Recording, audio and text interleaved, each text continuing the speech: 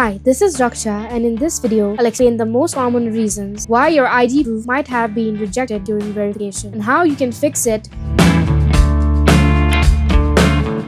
Calilio requires valid ID verification to maintain compliance and security, especially for features like A2P registration, number purchases, or brand verification. If your ID was rejected, don't worry. It's usually due to small issues that can be easily corrected. So here are some of the common reasons for your ID proof rejection. Reason 1. Blurry or unclear image. Your uploaded document might be out of focus, cropped, or poorly lit. Make sure your ID photo is clear, properly aligned, and fully visible, including all corners and text. Reason 2. Mismatched information. The name or address on your ID may not match the details you entered during registration. Ensure both sets of information are identical and consistent. Reason 3. Invalid or expired document. Expired IDs or unofficial copies are not accepted. Always upload a valid government-issued ID that's still active when required. Reason 4. Incomplete or missing details. If parts of your ID, like date of birth or photo, are obscured or missing, the system can't verify it. Double check before submission